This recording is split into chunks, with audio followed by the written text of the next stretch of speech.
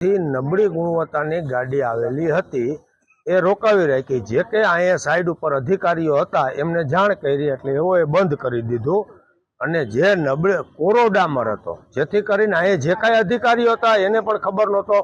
ઉપરથી બાયુએ જોયું ત્યારે ખબર પડી પણ જે અધિકારી હતા એમને જાણ કરી એટલે એઓએ કામ બંધ કરાવી દીધું અને બીજી ગાડી મંગાવી લીધી। આ ડામર અત્યારે સ્ટોપ કરાવી અને નવો ડામર કરાવી દેવાની એ અધિકારીઓ જવાબદારી લઈ લીધી એટલે જેથી કરીને નબળો ગુણવત્તા વાળો ડામર અહીંયા વપરાય નહીં એટલા માટે અમે અધિકારીઓને જાણ કરીને બાયુએ અમને જાણ કરીને અમે અધિકારીઓને જાણ કરેલી છે।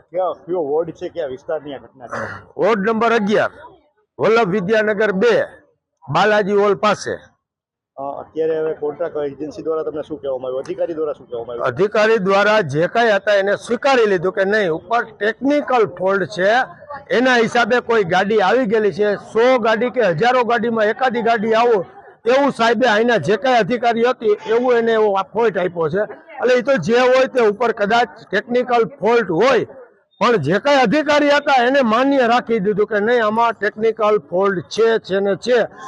માનો છો ટેકનિકલ ફોલ્ટ હોય તો જ આવું થાય? કારણ કે આવું ઘણા રસ્તા બન્યા છે, ઘણું આવું થયું। હવે આ જે જગ્યા ઉપર અમે જોઈ લીધું, હવે બીજી જગ્યા ઉપર જે થતું હોય તો પબ્લિક જાણ કરે તો ખબર પડે। અધિકારીઓ એના કામમાં કદાચ પડ્યા હોય અને બાયકાસ અથવા કોઈ મિલીભગત હોય તો વસ્તુ અલગ છે। કાર્યવાહી સાહેબ ચેકિંગ પહેલા થવું જોઈએ। જે જગ્યા ઉપર હોય એના અધિકારી નિમણૂક હોય એવો ચેક કરવું એની ફરજ છે।